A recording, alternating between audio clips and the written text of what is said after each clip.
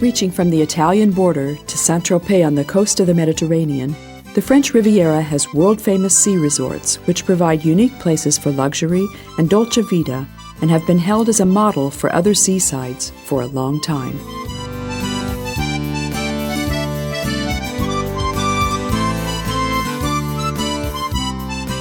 Approaching from Italy, Menton is our first stop.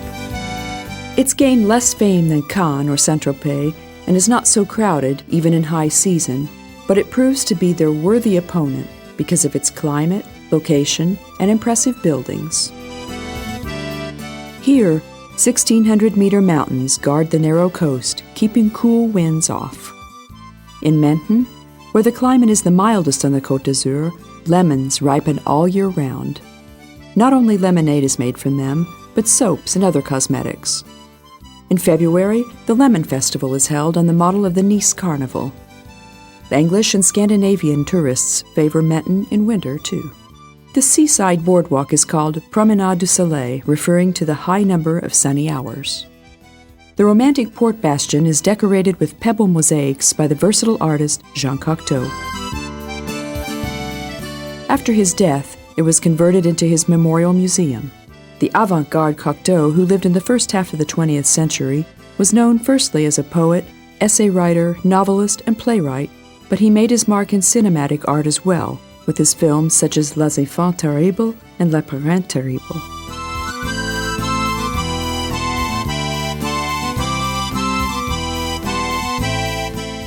As an artist, he was mainly adept in tapestries and mosaics.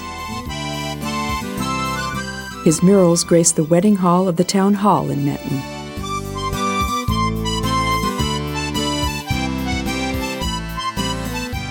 Roads run up the mountain. You can overlook the whole city from its car parks. From here, Italian and German fascist troops bombed the city during World War II. This settlement belonged to the Counts of Ventimiglia from the 10th century. Then, after 4 centuries, they sold it to the Grimaldis. Under the revolutionary atmosphere of 1848, its inhabitants rebelled against the high taxes and proclaimed it a republic. Menton was annexed to France only by Napoleon III. The road surrounding the old town, which is actually a one-span vaulted bridge, was ordered to be built by Napoleon I for his soldiers so they could cross its crooked streets undisturbed and quickly. Formerly, the old town was surrounded by walls, of which only a few remnants remained. The old fort, which stood on the hillside above the Église Saint-Michel and Chapel des Pénitents Blancs, disappeared as well. In its place today, there's an interesting cemetery where different denominations bury their dead on their own terraces.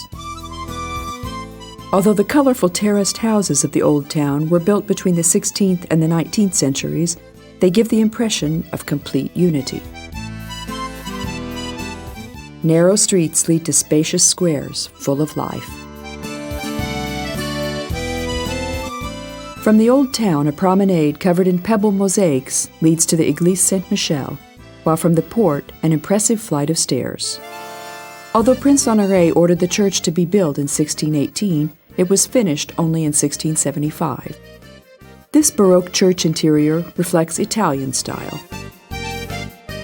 Here can be seen the cross, which was made from spikes seized from the Turks by the Prince of Monaco in the Battle of Lepanto.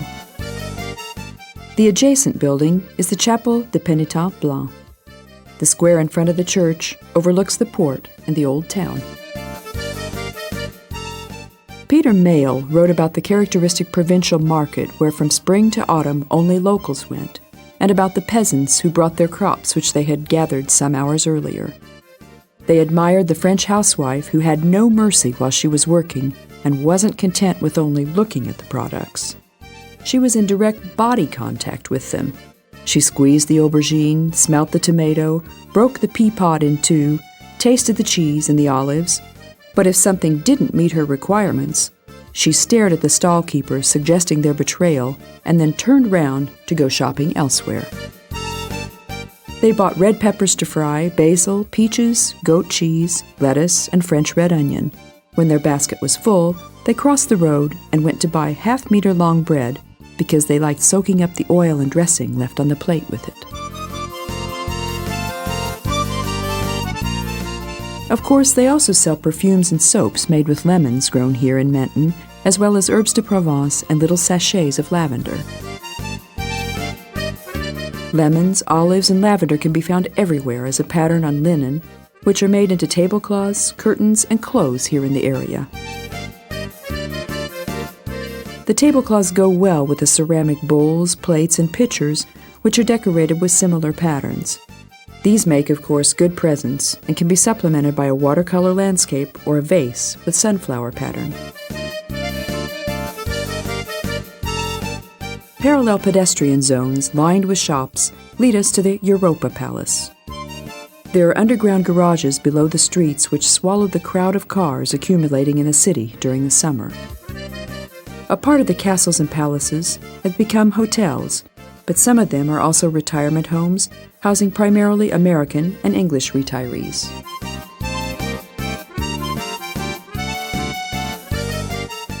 The center of the new town is a square built on a slight slope and full of flowers. Beauvais Park was a former ravine where melted snow passed from the mountains in spring, and nowadays the water goes through a covered gutter system.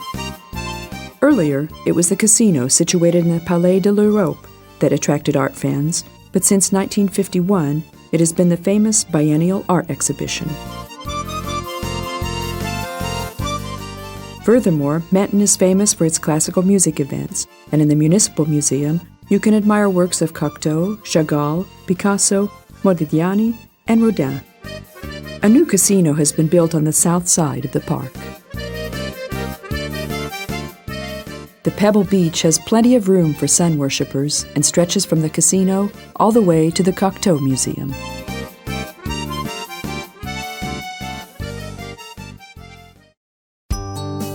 Despite its independence, the little Principality of Monaco is an integral part of the Côte d'Azur.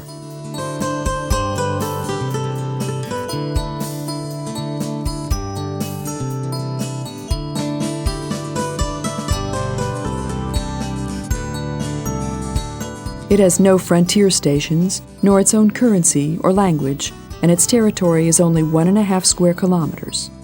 The number of its inhabitants is not more than 3,000, but every year more than 2 million tourists come and dive into wealth and luxury. Many acquire citizenship by naturalization, buy flats, and establish companies here because this mini-state is a tax paradise.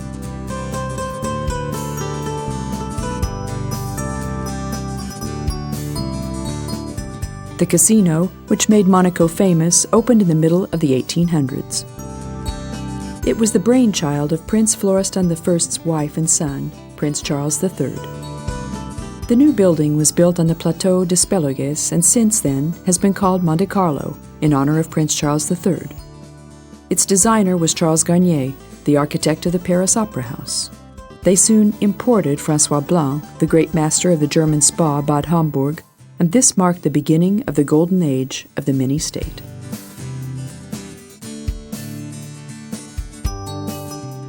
One of Monaco's main attractions is the Monaco Grand Prix, held every year. During its 75-year history, it has had supporters and opponents, but one thing's for sure, without this race, the sport wouldn't be so popular. Spectators literally hang from the windows and balconies during the race. This is the only Formula-1 track which wasn't built for the sake of the race and totally separated from the world. Here, a lively, throbbing city is converted for the race, and on weekdays, you can drive along the very same streets as the famous race car drivers. Monaco's Oceanographic Museum is one of the most significant institutes of its kind. The huge multi-story building has towered on the craggy peak of the old town since 1910. It was founded by Prince Albert I, who worked with prominent members of the field, which was a new branch of science at the time. Thousands of fish from all oceans of the world swim in 80 tanks of the aquarium situated in the basement.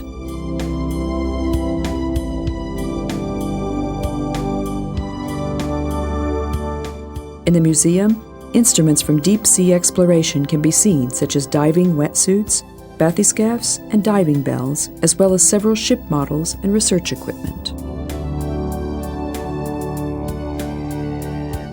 In the 80s, the institute was under the leadership of the famous Captain Cousteau. The scientist was born in 1910 and served with the French Navy for 27 years.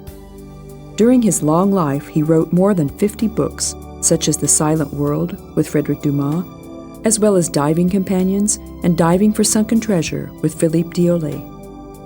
One of his films, The Silent World, won the Palme d'Or at the Cannes Festival and the Academy Award.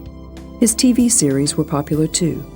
All over the world, millions of viewers watched Voyage to the End of the World, World Without Sun, Cousteau Odyssey, and Rediscover the World.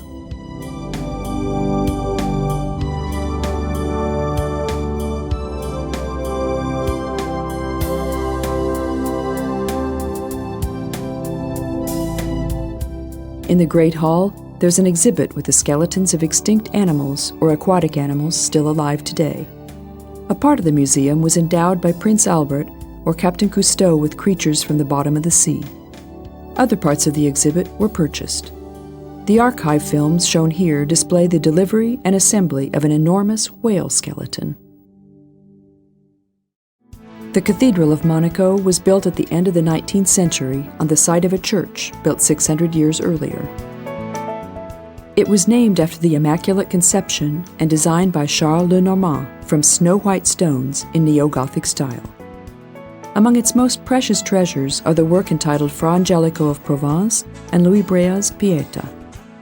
Under the marble floor rest members of the prince's family: Charles, for whom Monte Carlo was named, the scientist Albert I, the ill-fated Grace Kelly, and since 2005, also Rainier III. The country was built on two headlands with a distance of 3.5 kilometers between them. The port of La Condamine is wedged in between. The Prince's Palace stands on the 800-meter-high rock of Monaco. Streets of the old town lead to the square in front of the palace, where the spectacular changing of the guard takes place every day at noon. After many conversions, the palace gained its present appearance during the reign of Louis II. At this time, the main entrance and the grand staircase of the inner courtyard were built. Since 1880, only the suites have been modernized. Nice's old town, Vieuville, wins hearts not with its sights or grandiose sizes, but with its warm atmosphere. You can find beautiful Renaissance gates, painted facades, and old wall fountains in the narrow streets lined with souvenir shops. Most of its buildings were designed by François Bossiot, with a plaque commemorating him to be found on the wall of his birthplace.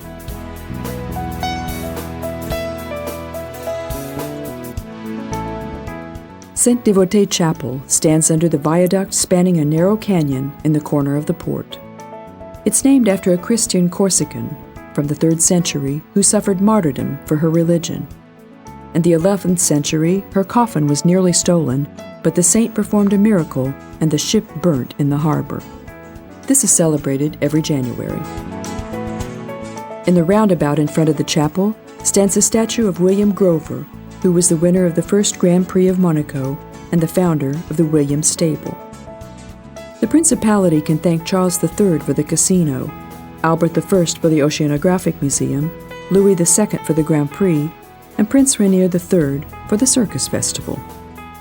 The name of the eastbound upper town climbing up the mountain is Beau Soleil. The one of the westbound is Monaghetti. Modern parts of Fontavier stretch to Nizza, while Monte Carlo Beach reaches Menton. Above the little country rises the mountain La Tête de Chien, which means dog's head in English. Formerly Aise, Roquebrune, and even Menton belonged to the Principality. Roquebrune, Aise, and La Turbie lie nearly among the clouds, higher than mountain roads winding on the viaducts. You can see not only Monaco, but further bays as well. Aise is a mountain village in Provence style which keeps its middle-age facade. Roquebrune boasts the oldest French fortified castle still intact. It was a favorite shelter for many artists, from André Gide to Moreau. It's the Roman monument for which La Turbie is famous, standing near the observatory and visible from afar. Roman legions marched here towards Gaul. Commemorating this event, a huge monument, the Tropez des Alpes, was made. Its semicircular portico stands on the foundation of a 50-meter-high and 28-meter-wide building. The statues of military leaders once stood there, while the statue of the emperor towered atop a circular tower. Today, only plaques and reliefs have remained, but no statues. Shops and guest houses with restaurants are located in the old stone houses of this tiny but spotlessly clean settlement. The roads coming here are called corniches. There are 3 roads running parallel with the coast, running along the steeply sloping hillsides.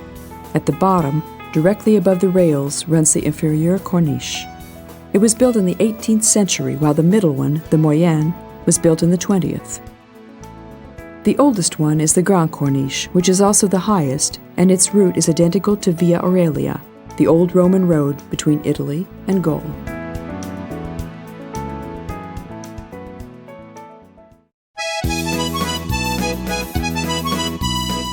The 3-kilometer-long Cape Ferrat Peninsula, with its various shapes, reaches out into the sea at Beaulieu-sur-Mer. On its eastern projection lies Saint-Jean-Cap-Ferrat, with its harbor, with Villefranche on the western side. Armand Lanoux, Marc Chagall, and Isadora Duncan often spent their holidays here, while Somerset Maugham lived here no less than 40 years. And there are many celebrities who live or spend their vacation here nowadays, too. Because of high stone walls and even higher hedges surrounding the luxury villas, you can only glance at them from a helicopter, as paparazzis do. Only in that way does Cape Ferrat resemble Los Angeles districts where the stars live, like Bel Air or Beverly Hills. While there, tours are organized to take tourists by microbus to the homes of the stars and even provide them with printed maps showing who lives where. Here, that kind of information is top secret. All the more so as renting out modern, fully equipped villas tucked away from the crowds provides a safe income for many French property owners. Villefranche is the most spectacular with its evocative old town and fishing port. In the church, a Maltese knight is buried about whom various stories are told. The name Villefranche refers to free trade rights granted by a count of the Provence. Earlier, the harbor was used not only by fishermen, but by the Sardinian king as a naval port. Today, warships have been replaced by tourist boats and yachts. The dark street, Rue Obscure, is completely covered, which was peculiar at the beginning of the 18th century. This was the location of Emperor Charles V's headquarters when he had negotiations with King Francis I of France in Nice.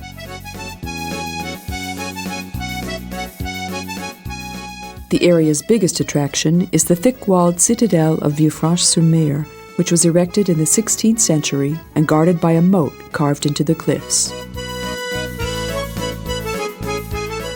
Nearby stands the little Saint-Pierre chapel, built by fishermen and decorated by unique Cocteau murals showing 3 parts of the life of St. Peter, the patron saint of fishermen.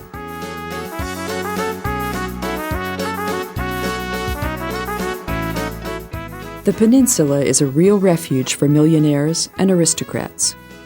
A well-known name can be linked to nearly every fabulous villa. The Villa Kerylos was designed by the famous archaeologist Theodor Reinach, in ancient Greek style, of course. Baroness Aphrousi bequeathed the Rothschild Villa with its extensive art collections to the Académie des Beaux-Arts. On the ground floor, works of Boucher, Fragonard, and Sisley are exhibited under Tiepolo's fresco. On the first floor, among others, you can admire paintings of Monet and Renoir, not to mention the view from here.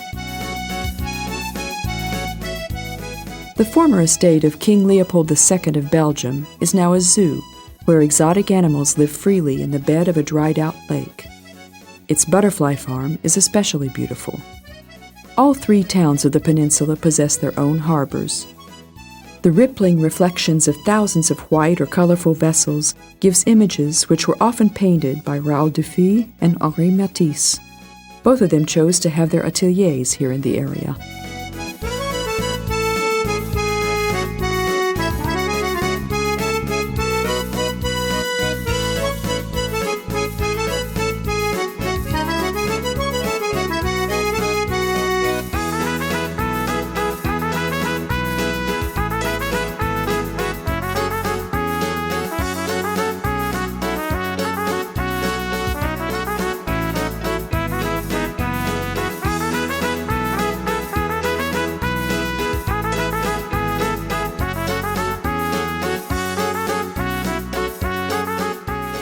Here, on the winding road leading to Nice, the wife of Prince Rainier III of Monaco, the Oscar-winning actress Grace Kelly, suffered a fatal car crash. According to tabloids, the princess's teenage daughter was driving the car without a license when it plunged off a cliff. On the site of the tragic accident, a monument has been erected.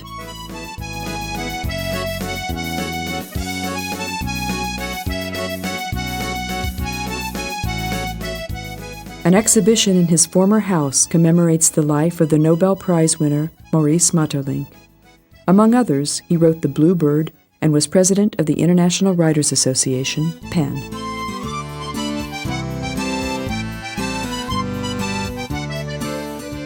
The English were the first to explore the Riviera and Nice.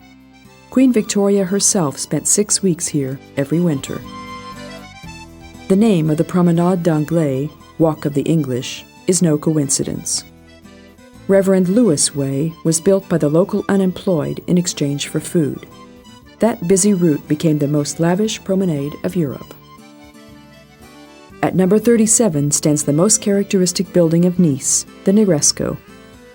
At the corner of the well-established hotel with 250 rooms, named after a Roman businessman, stands a doorman dressed similarly to a beefeater, with his top hat and elegant uniform. He assists in parking, arranging to have your luggage carried in and out, and if needed, he even holds an umbrella over your head. In the 70s, Warren Beatty, starring in the film Kaleidoscope, climbed out of the dome here. Does anybody remember that? Or does anybody remember Albert Spaggiati, who made the heist of the century? His story was written by Ken Follett in Under the Streets of Nice. A poet compared Nice to a lively goddess who emerged from the foaming sea under the hot kiss of the sun. The east side of the promenade is not as hectic as the part from Rouen to the Citadel. Sun worshippers, joggers, dog walkers, and roller skaters often while away their hours here. Under the pergolas, couples and pensioners share benches with men in three-piece suits holding briefcases, stealing a few minutes from their workdays to enjoy the sunshine and fresh air. It's exemplary that a beautiful old facade has been preserved here, but behind it, a dangerous building has been demolished and a super-modern hotel and casino constructed in its place.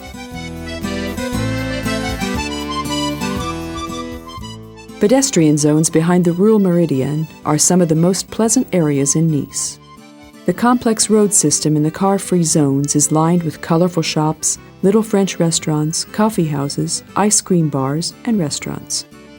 In spite of the joke that the French eat snails because they don't like fast food, they do have their own fast food chain, Quick. Among restaurants, a lot of Italian pizzerias offer delicious meals made in wood-burning ovens in their huge open kitchens. There are some restaurants serving specialties from Algeria, Morocco, and other North African countries, for example. The spicy sausage merguez is also very popular. Special meals of mostly French provinces, especially Provence and the Alps Maritime region, offer gourmet meals to guests. There are a lot of fish restaurants, so regular customers often debate where the best lobster is served, in Boccaccio or in Grillon. Under the arcades, you can find banks, travel agencies, tourist information centers, exchange offices, shops, and Riviera branch shops of the Paris-based department store Galeries Lafayette. There's a great variety of Provencal products. Ceramics, lathed wooden spice boxes, and small lavender bags scream out at buyers. Curtains and tablecloths await customers, and clothes for children and adults with local patterns hang on the racks. Fabrics are sold by the meter, even by the piece, so that one can sew at home if desired.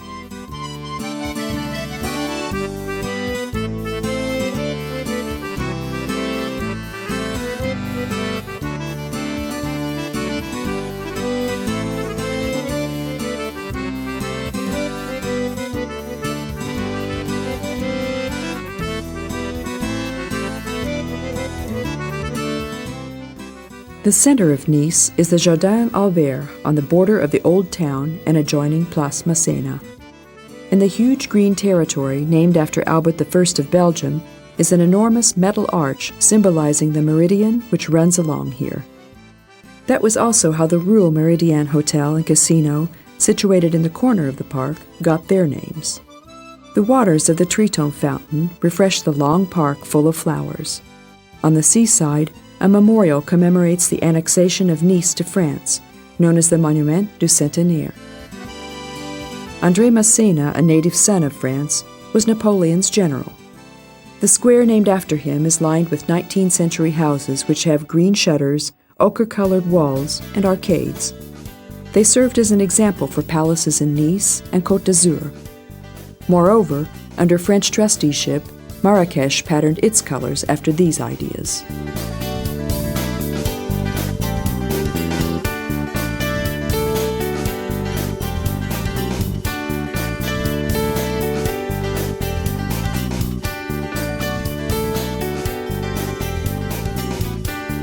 The ornamental opera house was built at the end of the 1800s, and just recently a renovation has taken place which is said to be a roaring success. The building's exterior is a slight imitation of the Paris Grand Opera by Garnier. At one time, Berlioz, Rossini, Gounod, and Verdi conducted their own works here, and festive balls were given here in honor of crowned sovereigns. This most interesting triangular-shaped part of the city is bordered by the square, the sea, and the cliffs of the Citadella. The old city is abound with religious buildings, among them the Saint-Jacques and Saint-Augustin Church, the Sainte-Réparate Cathedral, the Chapelle de la Miséricordie, l'Annonciation, and de la Croix.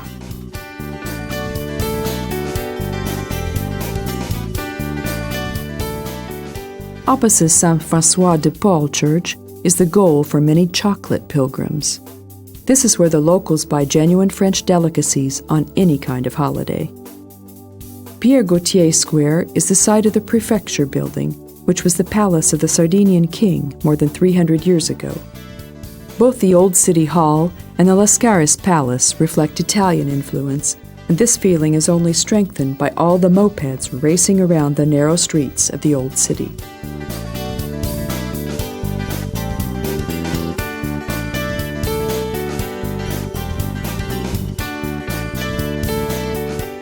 There are 2 museums in the Old Town. Tourists, however, are more attracted by the commotion in the market. In the meantime, the market is expanded, and besides flowers, vegetables, fruits, and bakery products are also available. The morning catch is displayed on beds of ice. Fish, crabs, mussels, as well as silvery, pearly, and pink-colored sea creatures. Gourmets can find their fill of countless kinds of mushrooms, slightly bitter Belgian endive, light green fennel, prickly artichokes, and magenta-colored aubergines. Green salads are represented by endive, iceberg, and rocket, and spices such as basil, thyme, and oregano are everywhere. Fruits seem to compete with each other in different colors in either fresh or candied forms. In France, these preparation forms have been developed to perfection. A plate with candied fruits seems to be a work of art. Each food product not only tastes, but looks good too. Stall keepers arrange their products, even the simplest ones, in an artistic way. While the market is open, you can have snacks only in some bistros and coffee houses. But in the afternoon, after the stall keepers have packed their products away, the staff starts to hose down the pavement, and the square completely changes, just like Cinderella before the ball. Tables and chairs are put out, sun shelters are erected, and finally, tables are set. The whole territory of the market turns into a huge restaurant where only the colors of the awnings and tablecloths differentiate one restaurant from another. French cuisine is refined and varied, but in the restaurants of the seaside towns, fish and seafood play the most important roles. Nice is famous for its flower carnival and, of course, for its flower market, which can be marveled at every afternoon. Practically every season features different flowers and plants with a cavalcade of colors. The compositions of dried flowers are also extremely popular, and you can find them on the walls of many guest houses.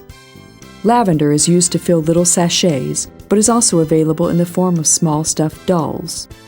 Not only does it exude a wonderful scent, but also serves as a moth repellent. There's no end to the number of natural cosmetics which are produced with lavender or other medicinal herbs using traditional methods. The market is lined with low houses with arches. Passing through 3 arched gates, you can reach the slowly sloping seaside promenade. These houses were built for fishermen and traders, but most of them now function as holiday homes. The name of Nice is derived from the Greek word Nike, which means victory. It was founded by Greek settlers from Marseille. After the Roman Empire collapsed, the town suffered chaotic centuries until it started to flourish again under the county of Provence. The heroine of Nice, Catherine Sigouin, prevented the attack of Barbarossa's pirates. Posterity raised a statue in her honor, while squares were named after native sons Garibaldi and Massena, who were Napoleon's generals. At this place, the emperor spent longer periods between 1794 and 1796. Musée Massena in Rue de France memorializes those events. Originally, the citadel was the acropolis of this Greek settlement. It's possible to reach the top by stairs or by lift. Today, you can see the 16th century bastion tower, but the awesome bastion itself no longer exists. It was destroyed by the English Marshal of Duke Berwick in 1706 by orders of Louis XIV. In its place, a terraced restaurant, a playground, and an artificial waterfall have been built, and ruins of a medieval cathedral were discovered.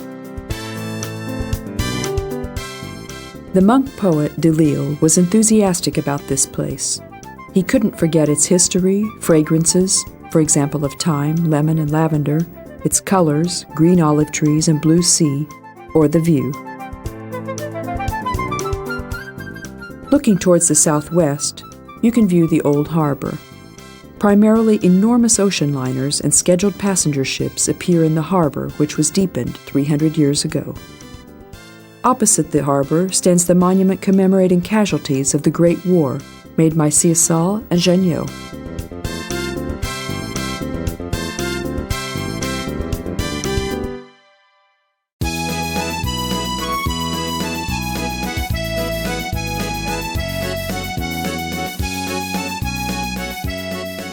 Saint-Paul-de-Vence is a medieval towered town with gray stone walls standing atop a mountain, like an island having emerged from the sea.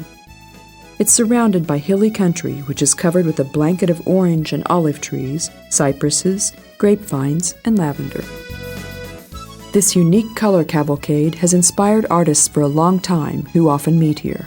The town itself is considered as the prototype of fortified Provence settlements, not showing anything to the outside world, simply hiding bashfully behind their thick walls. So it's understandable what admiration visitors feel after getting inside. On the main square, we're greeted by a coffee house. In front of it, a strolling guitar player serenades listeners with his ballads, playing pétanque. He has such a big nose and huge belly that he could be the twin brother of Gérard Depardieu as well. Nowadays, there are few descendants of the old tradition of jocolateurs who are more than simple street musicians. The span of the Provence, where it begins and ends, is always a point of debate, as well as where the Riviera has its ends. In practice, the Provence is the hinterland of the Côte d'Azur, something which is evident by the characteristic products that you can buy everywhere. In the municipal guest book can be seen the photos and autographs of Bourvil, Yves Menton, David Niven, Sophia Loren, Gina Lollobrigida, Charles Bronson, and Yul Brynner, plus the dynamic signatures or rough scratches of Chagall, Picasso, Leger, Matisse, and Kandinsky. During the war, the poet Jacques Prévert sought shelter here. He also hid the Hungarian-born composer József Kozma. Among actors, the couple Montan Signoret and Larry Hagman of Dallas fame had villas here. Everyone who was anyone in modern art came here. In the 1970s, it was the favorite place of Jean-Paul Sartre, who often went to Menton just for the famous fish soup. Those who have wandered the streets covered in mosaics of pebbles in the cool of 16th century walls and buildings, who have inhaled the fragrance of lavender and have peeped into small galleries, catching sight of works by painters who've lived or are still living here, will hardly forget St. Paul's constancy. But despite this, it's able to revive itself every year and every season. It's the grave of Marc Chagall which attracts visitors in the small, tranquil South Cemetery hiding under evergreens. Most people visit for the sake of the Mate Foundation Modern Art Museum, which was opened by André Malraux, who wrote about it in his book Picasso's Mask. But even the place itself has its own charm, which inspired artists not only to live, but also to create here. Kandinsky, Leger, Bonnard, and Miro all painted here. The Golden Pigeon restaurant has a great cuisine, which of course is pretty characteristic of any restaurant in the Provence and on the Côte d'Azur. But it's not everywhere you can see paintings of Matisse, Chagall, Utrillo, and Vlaminck on the walls. If you open your eyes and heart while approaching the exhibited works in this town of fine art, you're guaranteed a unique experience. Not only the works of masters, but also lesser-known, mostly young painters and graphic artists are on display here. Most of their works are of real artistic value, but they're still inexpensive just because their creators are unknown, so they are brilliant as an investment. Originally built as a shrine in Romanesque style, St. Paul's Church was later converted into a three-naved Gothic church. Its belfry, which rises above the city wall surrounding the hills, was built only in 1740. There's a genuine Tintoretto among the church's art treasures. Place de la Grande Fontaine, with its arched houses and very large well with its stone urn, became the genuine symbol of the city. Thanks to painters and filmmakers who visited the place, its image has become well known all around the world. It can be seen on the cover of The Olive Farm by Carol Drinkwater and on many photo album covers too. Anytime from spring to autumn, you find hustle-bustle in the narrow streets. It's strange that even so, all visitors feel that only they get to know the city, each person individually. St. Paul opens only for them. Only they admire a house wall overgrown by flowers, an ancient stone arch, and a rust-eaten door handle. Only they can see the beauty in a sundial built into a wall a long time ago. The same feelings obsess amateur painters and art students who many times choose absurd places, let's say the top of a stone wall, and try to grasp the impossible. It would be better if those with a passion for photography took a lot of film or had higher storage capacity, and they should also keep their evenings free of engagements. Dusk starts to fall, and there are still so many sights to be seen. The Bastion Promenade provides you with a good view over hillsides which are being built up more and more. Maybe a copy of The Thinker by Rodin is brooding over how many green areas still survive the next few decades. The surrounding hillsides resemble a splendid old gobelin into which the secrets of nature have been woven. Behind us, the Estoril Mountains, in front of us, the sea. In clear weather, you can see all the way to Antibes.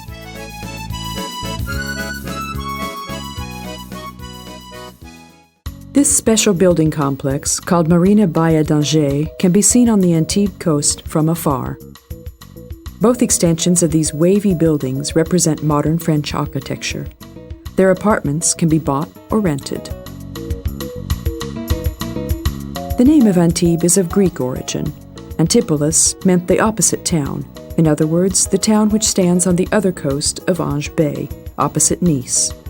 Later, those two cities became each other's opponents. That was when the fortress of Antibes was built.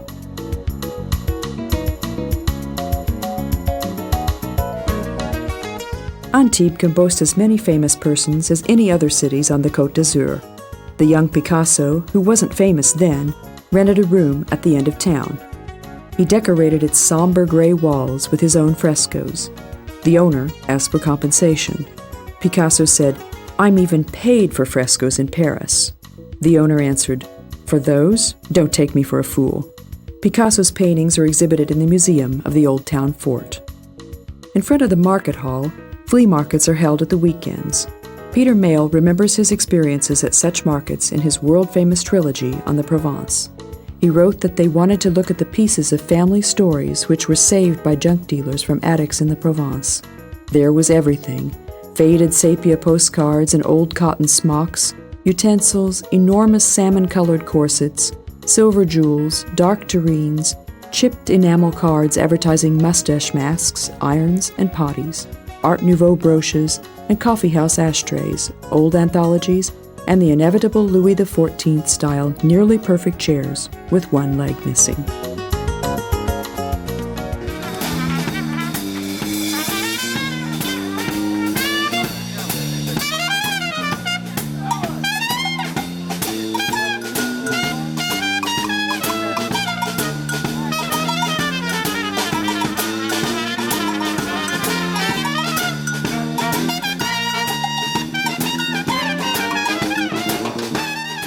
The market hall is the citadel of gastronomy.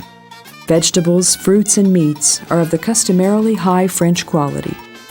Stall keepers sell mushrooms gathered in the nearby forests, as well as homemade jams and honey.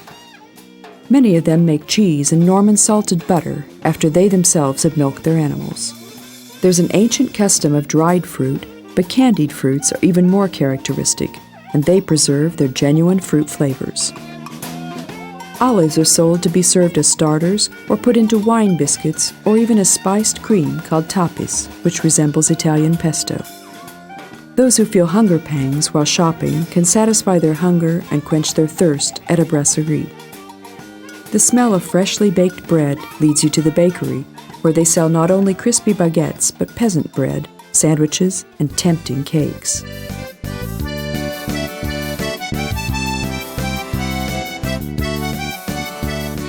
The little palace of the city hall leans against the city wall. The church of Antibes is still called Cathedral, in spite of the fact that the city hasn't been a bishopric for a long time. Its altarpiece was made by the same Louis Braille who painted the Pietà in the Cathedral of Monaco. The walls of the church include Roman fragments, too. The thick walls of the building and the belfry provided protection against attacks from the sea.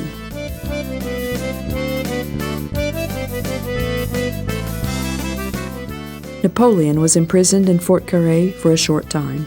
Monet, on the other hand, was captured by the color of the sea, which resembled molten gold, and spent his summers here voluntarily with pleasure. Marconi experimented with the radio here, and a great number of writers and poets also liked the city. Jules Verne called it home for 3 years, and Graham Greene lived here for 20. Maupassant, Prévert, and Anatole France spent their vacations here. The city suffered a cruel fate. The Romans were followed by the Visigoths, the Burgundians, the Lombards, and the Saracens. In the Middle Ages, the bishopric moved from here to Grasse, where since then the bishop has resided. Francis I, who erected the town walls of St. Paul, surrounded Antibes with walls too. Since then, French kings have considered it a militarily important fort. The sights of Antibes can be found in the old town, which lies in the shade of high city walls winding along the coast. Between the old town walls are the Napoleon Museum and the Archaeology Museum, reminding us of Greek and Roman times. On the Cap d'Antibes, at the tip of the peninsula, stands the lighthouse with a light which can reach 40 kilometers, that is, 25 miles. A huge number of lazy cats bask in the sunshine and warmth reflected from the stone walls. Some of them can't move because they were made by ceramists with a sense of humor who put them into niches. The thick-walled fort, which is integral with the church, was called Grimaldi Castle. It has a Roman tower, and its other parts follow that style, although they were built in the 16th century. In the corner of the port at the end of the town wall, the beach of Antibes lures bathers. The high stone wall protectively surrounds the sandy, round basin. In a heat wave, the tiny, cozy beach is crowded, but you can easily go by car, scooter, or bike to the pebble beach of Baia Ange or the sandy one of Juan Lapine. Fort Carré lies north of the harbor beyond the forest of masts. The somber object stands on a neck of land. The star-shaped wall was designed by Vauban on the site of the former rectangular fortress. The Carré is still a military area, but the area has been advanced to become a municipal sport track.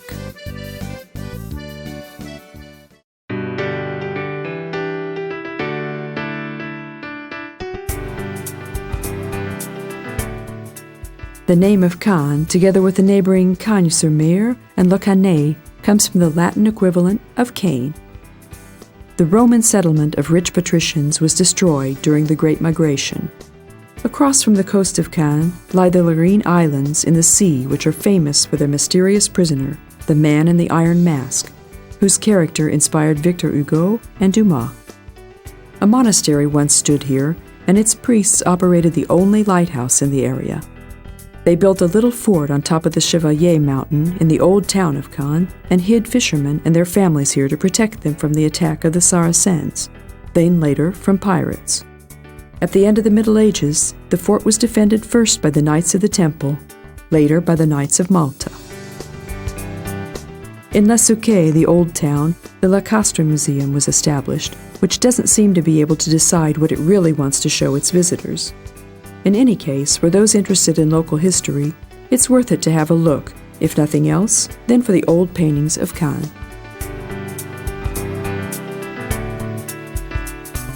Cannes remained church property until the Great French Revolution.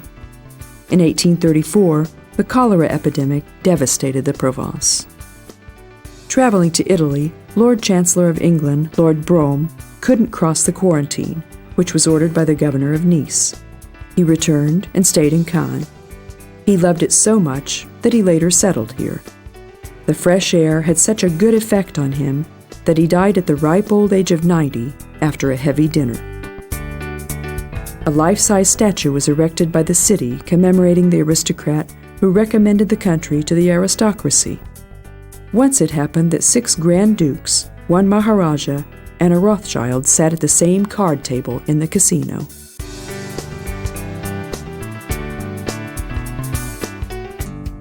The Hôtel de Ville, the compelling building of City Hall, stands in the west corner of the main square lined with sycamore trees opposite the old port, the Vieux Port.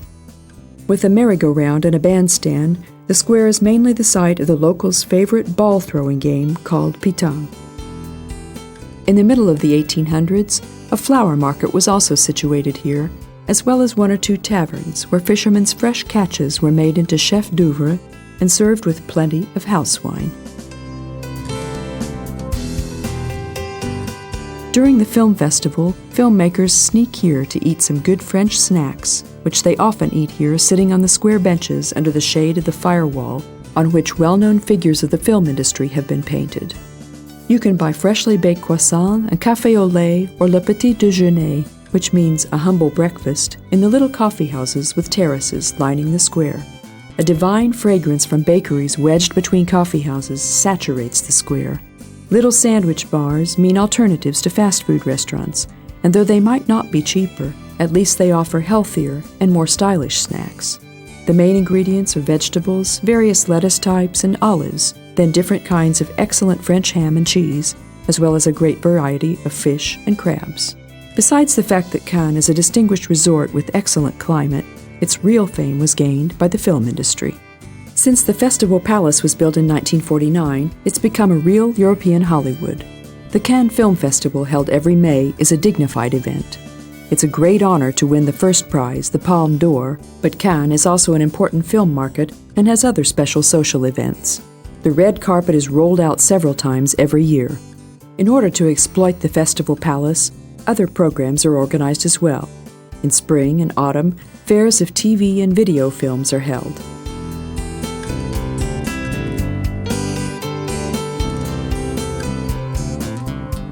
In other months, they arrange a festival of commercials, a pop music fair, and recently computer meetings and conferences.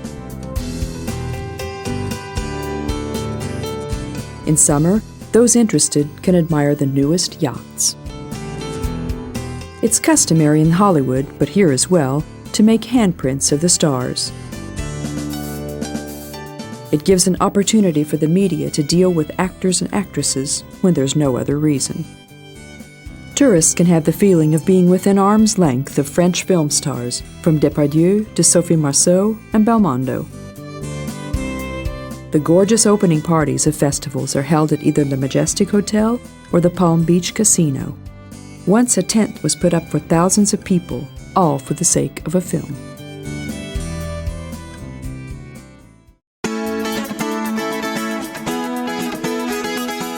Cote, named after a cross which stood here in old times, is just the same as the Promenade in Nice. This beach promenade lined with palm trees is where all the luxury hotels are, the Majestic, the Carlton, the Martinez, and the Hilton, as well as a great number of luxury boutiques and elegant restaurants. Cannes was a favorite place for Bavarian King Ludwig, Edward VII, and other rulers, but writers and other artists liked it too. Ferenc Molnár, Prosper Mérimée, and Maupassant spent a lot of time here. Gérard Philippe was born in Cannes, but he spent his short life in Paris and Saint-Tropez. The festival brings new actors and actresses as guests, and many of them have bought villas in the neighborhood. Often, businessmen and film producers from overseas decide to stay here for a week or two to enjoy what the Côte d'Azur has to offer after their long trip. Cannes is a city of festivals and conferences, making it a center for hotels and restaurants. Some restaurants are so famous that those who can afford it travel here from Paris or Italy to have lunch or dinner. Royal Grey and Le Caveau have restaurants recognized in gastronomic circles. The Martinez Hotel offers an excellent restaurant, which is of course called La Palme d'Or. On the north and west sides of Vieux-Port, there are restaurants all in a row. Among them, the best ones are the La Mer Besson, which offers specialties from La Provence, and the Gaston Gastonnet fish restaurant. You can find many international restaurants. The most popular ones here are those which serve Vietnamese and Moroccan dishes. In France, food is a top topic, but fashion and dressing are close seconds. Probably every recognized fashion house in the world, especially the French ones, are represented here in the European capital of films. Under the palm trees on the Croisette, Ferraris, Rolls-Royces, and Bentleys zoom around. Uniformed drivers take their bosses from one boutique to another. Cannes has two sides. While ordinary persons live their workadays in the streets, behind the Avenue de Grasse and the Boulevard d'Alsace, the district between Croisset and Rue d'Antibes is luxury personified. During the festivals, there's some kind of party in the hotels every night. Opening party, premiere, press conference with dinner, birthday or other anniversary, pool party, farewell.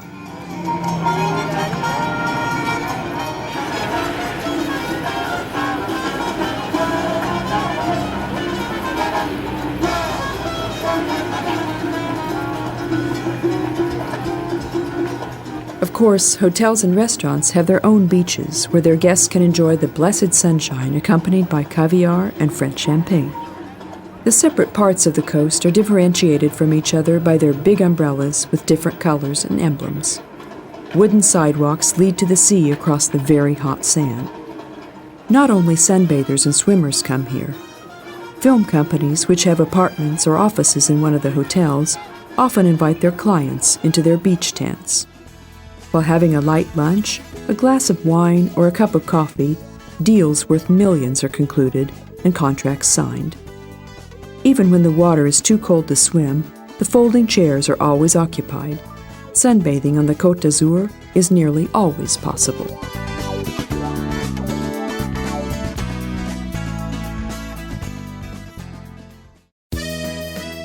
In France, you often feel that everything is about meals. Especially in the evening, when at dusk you can see the atmospheric yellowish lights of torches and lampions. Pavements are cleaned to be immaculate, chairs and tables are placed, then the tables are set. Of course, waiters and waitresses set single-colored damask tablecloths, cloth napkins, and silverware, because dinner is proper, even in a simple place. You'll only find paper tablecloths and paper napkins in sandwich bars. The steep and curving Rue Saint-Antoine, which leads to the La Souquet, changes into a gastronomy center only in the evening. In the daytime, it's an empty, narrow, cobbled street with its shutters closed.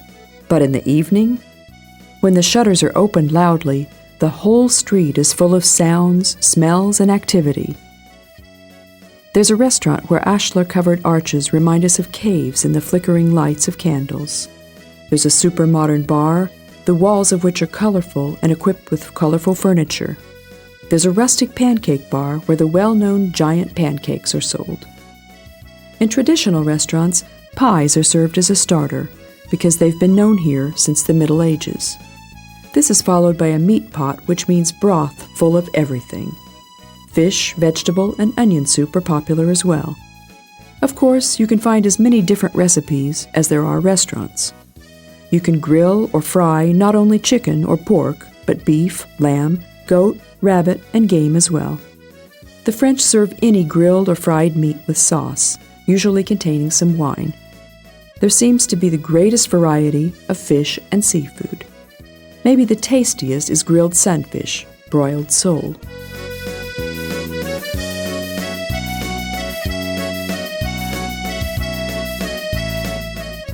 The French have a notorious sweet tooth and often end their meals with chocolate mousse.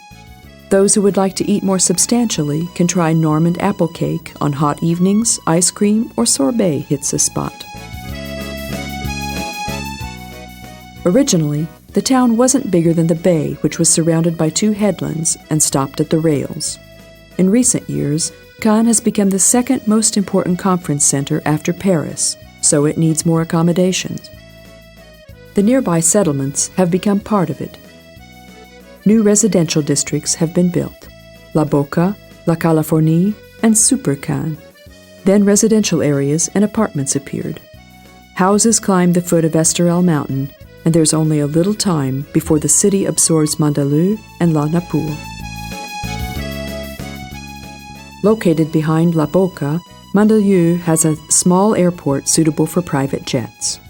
The beach, protected by 4 small coves along de Gaulle Avenue, is frequented mostly by those who failed to find space on the beach at Cannes.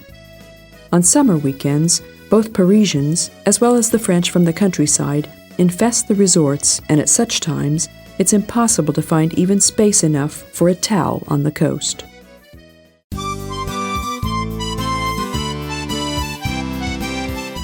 La Napoule marks the end of the 32-kilometer-long Corniche d'Or.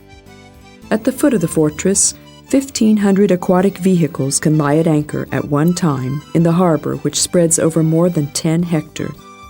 Smaller motorboats have their places in the channels perpendicular to the sea. The castle fortress was built in the 14th century and can easily be seen from afar by the 3 stubby towers. After World War I, Henry Clews, an American sculptor, bought it. The museum exhibited his life work, and the foundation established by his heirs organized various art and classical music events. Hungarian writer Endre Lazar Bayomi wrote a book about Côte d'Azur in which the following may be read.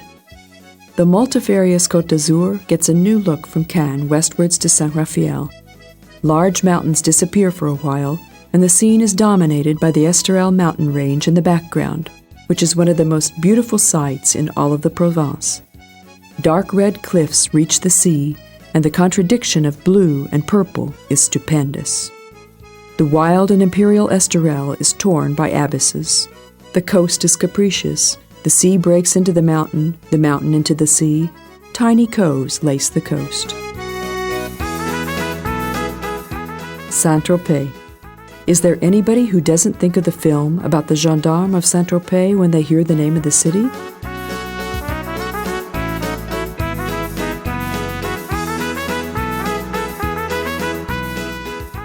Comedies starring Louis Defoe made the city fashionable. It was built on the northern tip of the Camarade headland. In the summers of the 1960s, Brigitte Bardot, Roger Vadim, Romy Schneider, Michel Morgan, and other famous French film stars stayed here. In the Middle Ages, Bailly de Suffren and General Allard lived there, but they battled far from their hometown.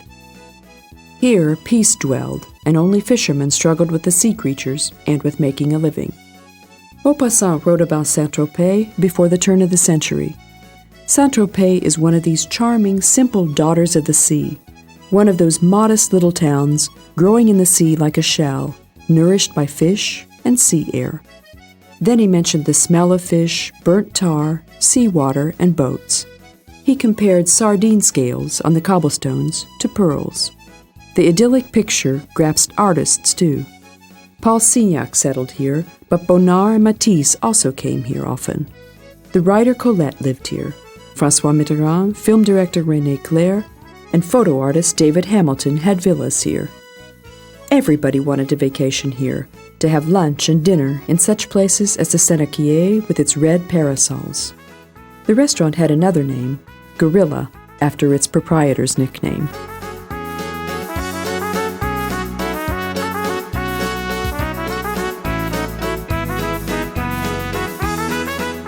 On the pier of the harbor, a monument was erected to commemorate French sailors.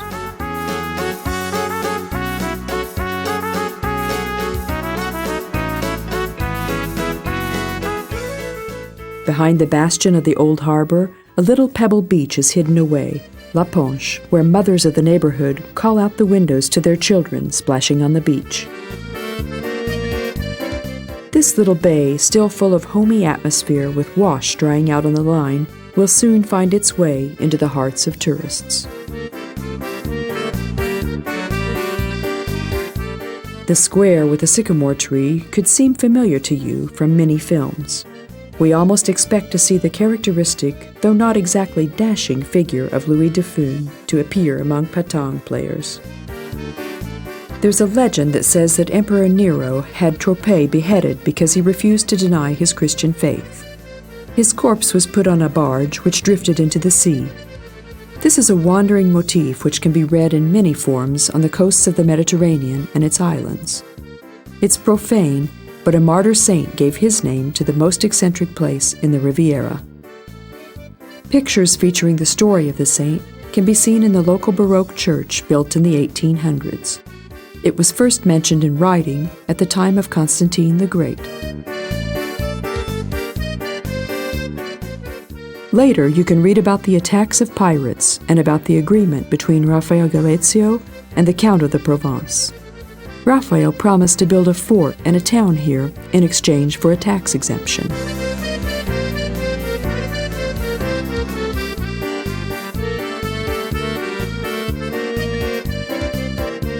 The history of Saint-Tropez is well documented in the local history exhibition, which is in the fort.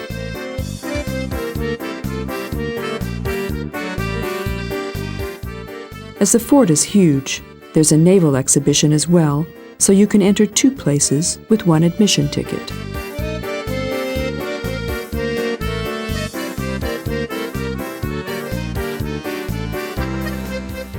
The most glorious event in the history of the city is that in 1637 the defenders succeeded in driving away 21 Spanish man-of-wars. It's now those tourists who come here in the middle of June who can profit the most from this battle. At that time, a public festival, the Bravade, is held to commemorate this battle. Musketeers in festive uniforms march and shoot their muskets and play the drums and the trumpet. The march is supplemented by persons throwing flags, walking on stilts, and acting. An open fair makes the festive atmosphere perfect. You don't have to wait for one of the festivals, because according to the fans, life itself here is a non-stop carnival.